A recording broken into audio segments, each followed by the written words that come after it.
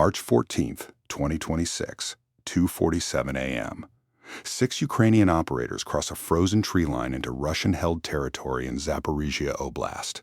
They carry no heavy weapons, no artillery support, no air cover. Their target is 60 kilometers behind Russian lines. A Krasuka-4 electronic warfare complex that has been systematically blinding Ukrainian drone units for 3 straight weeks. The mission has a 22-minute window. Failure means death or capture. Success means the entire southern front reopens. This is the story of what happened in those 22 minutes.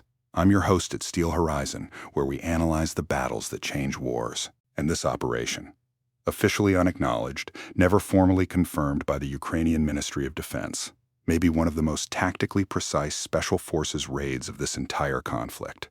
Before we get into the details, understand what was at stake, not just for the 6 men on the ground. For every Ukrainian soldier fighting on a 40-kilometer front who depended on FPV drones that had stopped working. For every strike package degraded for 21 consecutive days. For every armored position sitting untouchable because Russian electronic warfare had turned Ukrainian precision strikes into expensive misses. Real tactics. Real consequences. Steel Horizon. To understand why this operation was necessary, you need to understand what the Krasuka-4 actually does. It's a Russian ground-based electronic warfare system mounted on a BAZ 6910-022 8-wheeled chassis designed to suppress and deceive airborne radar systems, satellite sensors, and low-altitude aerial platforms. Its active jamming range against aerial targets extends to roughly 300 kilometers for high-altitude systems, against FPV drones, which operate at altitudes between 5 and 80 meters using radio frequency control links. The Krasuka's suppression capability at shorter ranges is devastating. What the system does is flood the radio frequency spectrum used by Ukrainian drone operators with high-power noise signals. The drone doesn't explode. It doesn't crash immediately. It just loses contact with its operator. It flies straight until battery depletion or until it impacts terrain. For a drone battalion trying to coordinate a precision strike on a Russian ammunition depot, the result is identical to a total equipment failure. 71% mission abort rate across 3 weeks of operations in the southern Zaporizhzhia sector. 3 weeks. 21 days of watching the sky go blind. GUR, Ukrainian military intelligence, had begun tracking the Krasuka's emission signature 11 days before the operation. SIGINT collection assets, operating from ground positions and medium-altitude surveillance platforms, had been triangulating the station's transmissions. Each time the Krasuka activated its jamming suite, it gave away its position with a radio frequency signature that Ukrainian analysts could map with increasing precision. By day 8, the analysts had narrowed the probable location to a 2-square-kilometer zone. By day 11, they had a precise grid coordinate. The station was parked inside the perimeter of a Russian motor rifle company's logistical support area.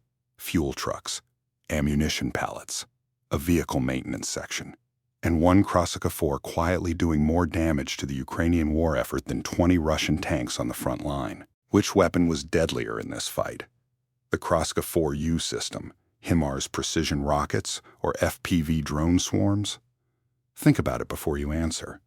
Comment below. The problem wasn't finding the grid coordinate. The problem was reaching it in time. Ukrainian artillery. Even the American-supplied M142 HIMARS firing M31 GPS-guided rockets with a range of 80 kilometers could theoretically range the target. But timing was the issue. Electronic warfare systems like the Krasuka aren't static. They activate, they jam, they shut down. Russian doctrine specifies that EW complexes should move after each activation window. By the time a HIMARS volley arrived on the coordinates, traveling at Mach 3 across an 80-kilometer flight path in roughly 90 seconds, the Krasuka could already be moving. 3 Ukrainian strike packages had already been queued against the target. Each time, SIGINT reported the Krasuka had gone silent before the munitions arrived. The artillery option had been proven unreliable. Stay with me, because what happens in the next 22 minutes destroys the most effective Russian electronic warfare asset on the southern front. I spent hours going through the mission reconstruction documents and OSINT analysis surrounding this operation, and one detail kept pulling at me. The Ukrainian SIGINT team hadn't just triangulated the station's position. They had mapped its operational schedule.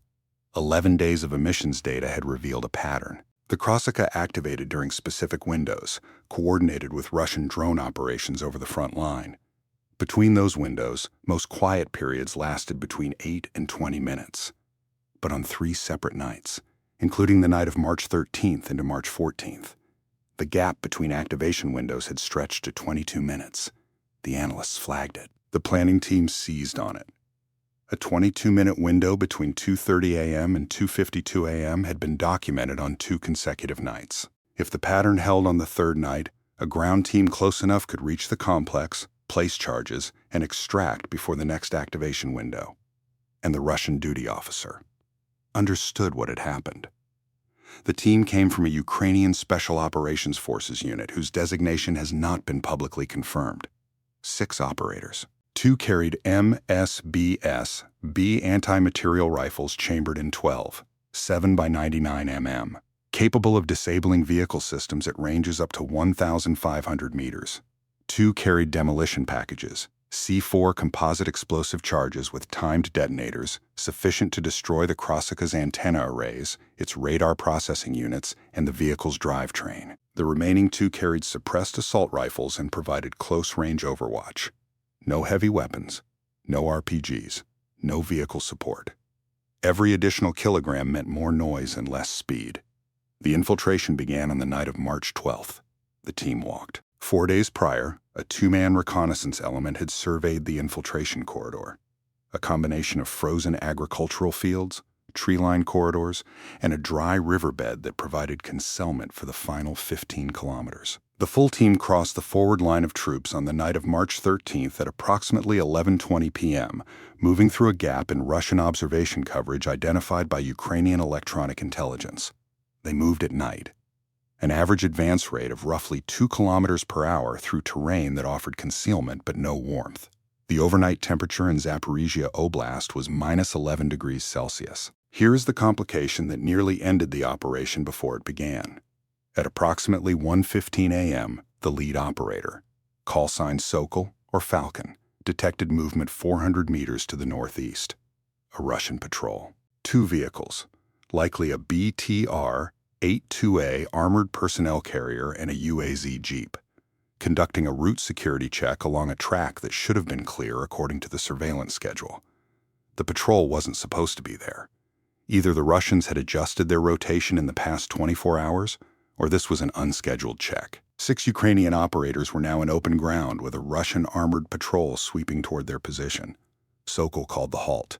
The team went flat in a frozen drainage ditch. 6 men pressed into frozen mud and ice, watching a BTR's headlights sweep across the field 50 meters from their position. The BTR stopped, engines idling. For 4 minutes, the patrol sat motionless. Then the vehicles moved on. The team held position for an additional 8 minutes. By the time they resumed movement, they had lost 12 minutes from their transit buffer. They arrived at the final holding position, a tree line 340 meters from the Krasika complex, at 2:28 a.m., 2 minutes before the expected start of the 22-minute window. The patrol encounter cost them more than time. The original plan had allocated 4 minutes for final reconnaissance before the assault approach. They now had 90 seconds. Sokol made the decision without hesitation. 11 days of SIGINT data and advanced element reconnaissance was good enough. They moved. How many Russian electronic warfare assets has Ukraine neutralized behind enemy lines in this campaign period? A 12B 31C-47? Keep that number in your head. We'll come back to it at the end. 2:30 a.m.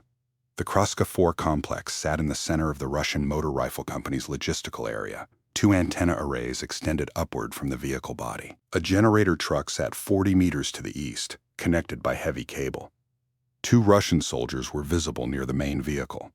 The Motor Rifle Company's main positions were 280 meters to the south. The nearest guard post, a 2-man position in a sandbagged emplacement, was 110 meters northwest of the Krasika.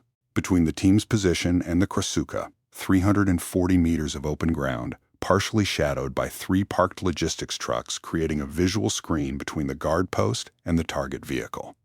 Subscribe to Steel Horizon if you want to understand how modern warfare actually works, because what this team does in the next 15 minutes is a masterclass in precision special operations. The assault plan divided the team into 3 elements. Anti-material pair, call signs Volk and Berige, moved to a firing position within the tree line at 180 meters from the target. Their job was to engage the Krasuka's antenna mounts at the moment the demo charge detonated. Demo pair, call signs Jar and Kamin, would approach through the vehicle parking shadow corridor, place charges on the Krasuka's undercarriage and the main equipment rack, set the timers, and extract. Overwatch pair, call signs Lynx and Dim, would establish covered positions on the likely approach routes from the company perimeter. What's most surprising about this mission isn't that 6 men penetrated 60 kilometers behind Russian lines on foot. It's that the hardest part of the plan wasn't the assault. It was the timing.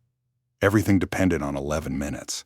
Jar and Kamin moved at 2:33 a.m. They crossed the open ground in a low crouch, using the profile of a parked logistics truck as cover for the first 200 meters.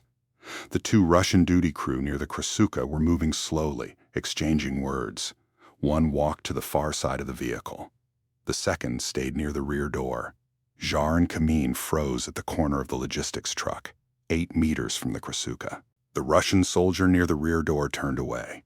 Kamin moved 3 steps to the vehicle's undercarriage. The demolition charge, a shaped block of C4 with a magnetic attachment plate, went onto the undercarriage frame beneath the main equipment housing. 7-second action. Timer set for 11 minutes. The second charge required climbing the vehicle's side access ladder. Kamin reached the roof and placed the second charge against the primary antenna junction housing. Timer matched to the undercarriage charge. 10 seconds on the roof. Then back down the ladder. Both operators withdrew. 2:41 a.m. Charges placed. 11 minutes to detonation. The team began its withdrawal sequence. Here is where the plan hit its second unscheduled complication.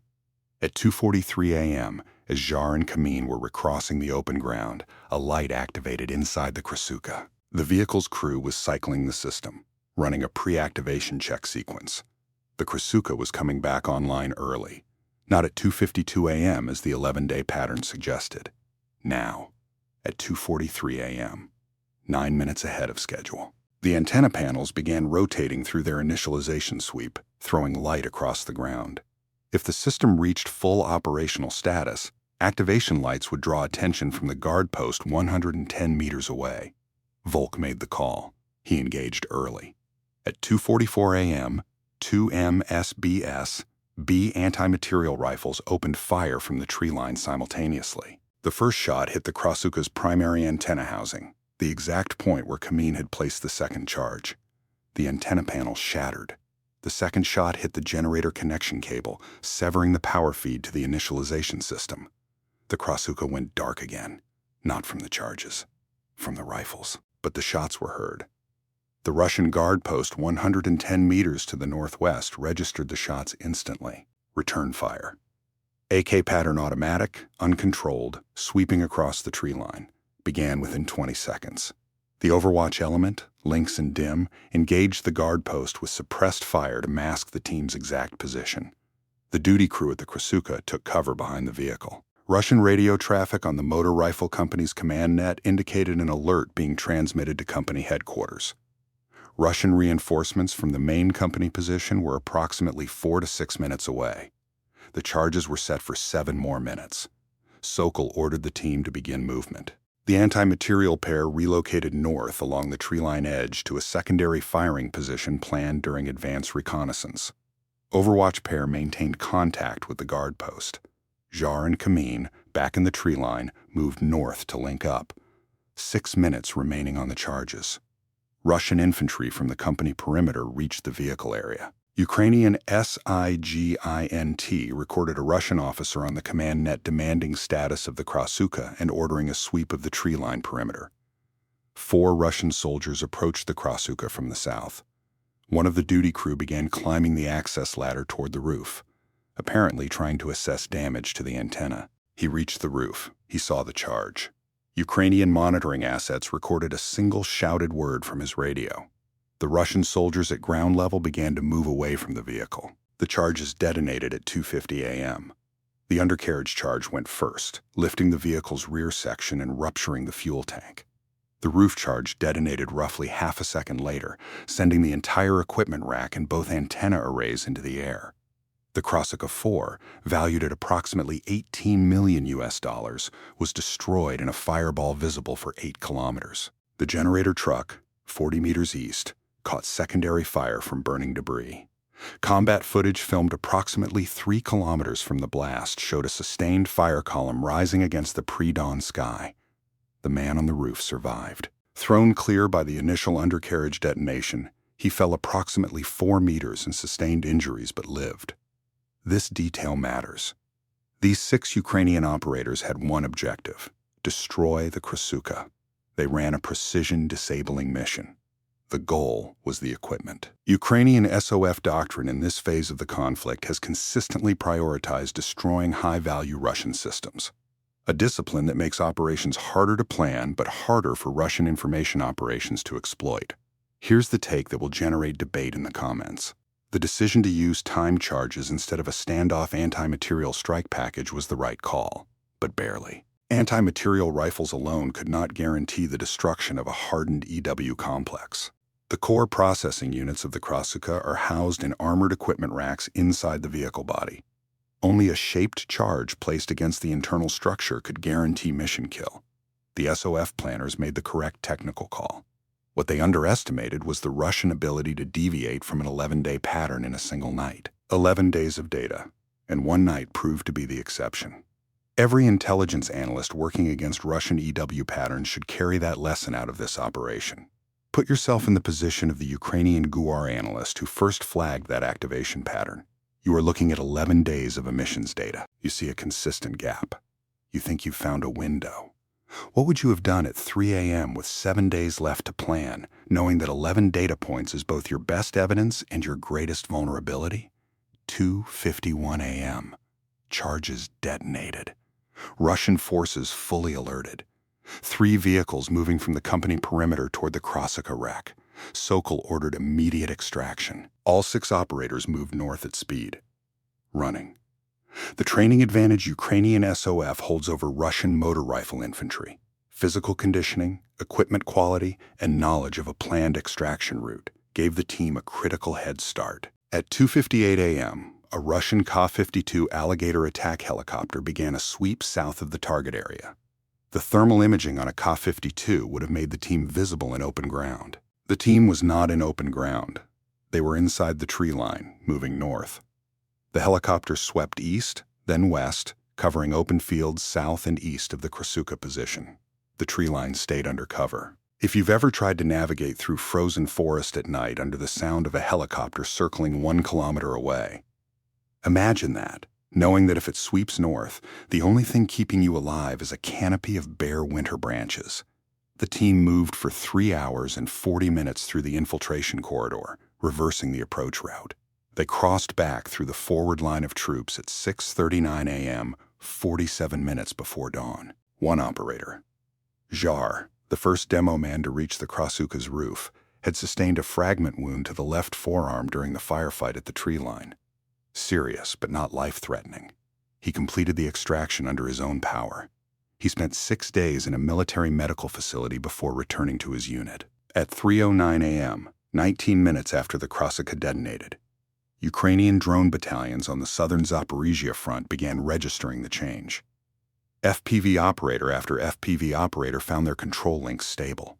Feeds degraded for 21 days were suddenly crisp. Targeting coordination that had required 3 retries per strike package was working on first attempt. Within 40 minutes, 3 separate FPV strike packages that had been queued and repeatedly aborted over the previous week were successfully delivered. An ammunition storage 0.8 kilometers behind the front line took 2 direct FPV hits. A Russian tank maintenance position received coordinated fire from both FPV drones and a HIMARS strike. M31 rockets arriving in under 90 seconds from launch. Subscribe to Steel Horizon, because we break down the battles that textbooks will study for decades. By 9 a.m. on March 14th, Ukrainian General Staff reporting indicated that 4 Russian armored positions in the southern Zaporizhzhia sector that had sat protected by the electronic warfare umbrella for 3 weeks had been engaged successfully. 2 T-72B3 tanks, 1 BMP-3 infantry fighting vehicle, and 1 Mista-S self-propelled howitzer were struck and mission-killed within 6 hours of the Krasuka's destruction. Satellite imagery confirmed the wreckage. 3 NATO monitoring stations recorded the cessation of the Krasuka's characteristic emission signature at 2:50 a.m. local time. The blackout was complete. Permanent. Looking back at this operation, what stands out is what it reveals about Ukrainian SOF doctrine. The Krasuka mission wasn't built on a Western special operations template from the 2000s. The direct action raid targeting personnel, the helicopter assault, the quick reaction force on standby. It was built around system destruction in an environment where air superiority is contested and where the most valuable target on the battlefield isn't a commander, but a piece of electronic equipment quietly shutting down an entire capability across a 40-kilometer front. Ukraine has learned to see the battlefield in terms of systems. Destroy the system, restore the capability, enable the fires that were being denied. That's not a new concept. But Ukraine has executed it with a consistency and resourcefulness that NATO military analysts have been studying closely. What do you think? Did Ukrainian SOF take an unacceptable risk by relying on an 11-day pattern to time a deep penetration raid? Or was the risk calibrated and reasonable? We read every comment. The Russian response to losing the Krasuka was immediate and revealing. Within 12 hours, Russian command repositioned 2 additional EW assets to cover the electromagnetic gap. That rapid repositioning had 2 side effects.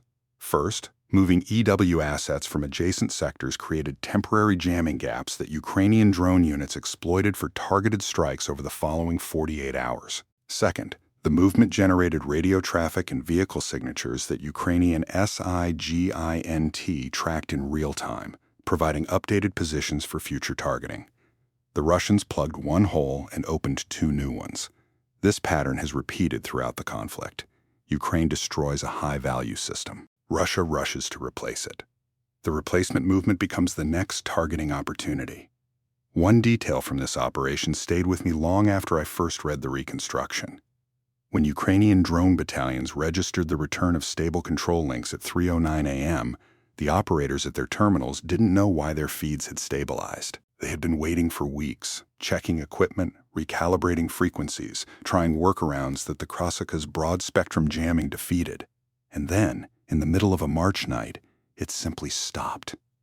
The operators were looking at crisp, clear imagery of Russian positions. 6 men were running through frozen forest 40 kilometers away. The operators didn't know that. They just knew the drones worked again, and they went to work. Will this kind of deep penetration SOF campaign against Russian EW infrastructure become the defining model for electronic warfare suppression in future conflicts? Comment yes or no, because military doctrine writers are actively debating this right now. The tactical lessons of the Vesele operation apply to any military force that will face a sophisticated electronic warfare threat. Lesson 1. Electronic warfare is targetable infrastructure. The Krasuka's emission signature, mapped over 11 days, was the same characteristic that made it effective as a jammer, and the same characteristic that made it findable. Lesson 2. The answer to electronic warfare denial isn't always electronic. Sometimes the answer is 6 men, 2 anti-material rifles, and 2 shaped charges. The most technically sophisticated problem on the southern front was solved with kilograms of C4 and a willingness to walk 60 kilometers in the dark. Lesson 3. The window that intelligence identifies is always an approximation. The 11-day pattern held on 9 of 11 nights. On the night of the operation, it didn't fully hold. The team adapted. Flexibility of execution and the training to make good decisions under unexpected contact converted a compromised timeline into a successful mission. Lesson 4. System destruction creates cascading effects. The Krasuka's destruction triggered a Russian repositioning that opened new targeting opportunities, a wave of successful Ukrainian FPV strikes, and a shift in the electromagnetic balance on the southern front that persisted for weeks. 1 system, 6 men, 4 armored vehicles struck within 6 hours. The cascading effect of precision action in modern warfare is multiplicative, not linear. The operation at Vesele was never officially acknowledged by the Ukrainian Ministry of Defense. It doesn't appear in Ukrainian General Staff communiques. No individual members of the team have been publicly identified.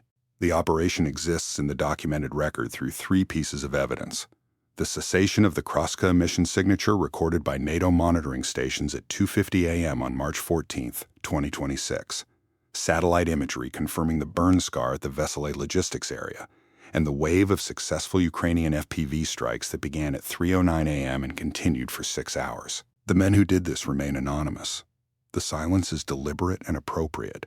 Special operations capability depends on anonymity. The Kroska is gone. The men are home. The front is open.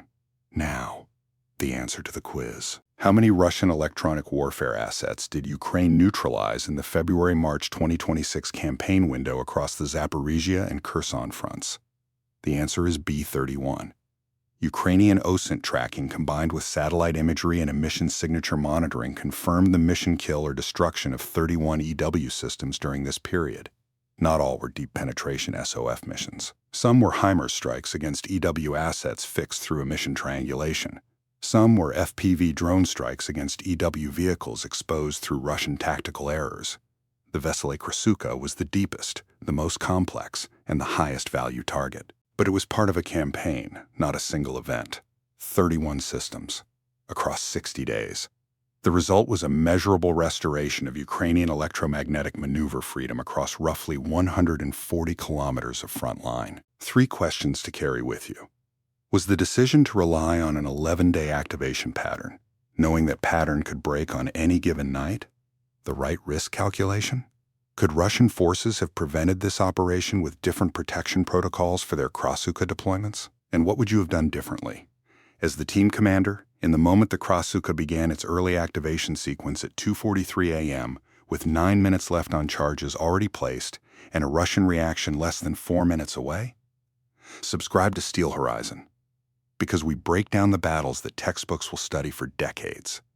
The logistics area near Vesele is quiet now. The burn scar where the Krosuka 4 stood is frozen under late winter ground. The replacement EW assets Russia rushed to fill the gap have already been tracked, mapped, and added to targeting queues. The 6 operators who walked 60 kilometers in the dark, placed 2 charges, and walked back are somewhere on the front line, or behind it, or preparing for the next mission. The Krosuka is a charred wreck in occupied Ukrainian territory. The FPV drones are flying. Modern warfare punishes the army that treats electronic warfare as infrastructure too valuable to touch, and it rewards the army that treats every piece of Russian equipment, no matter how deep behind the lines, as something that can be found, reached, and destroyed. Real tactics. Real consequences. Steel Horizon.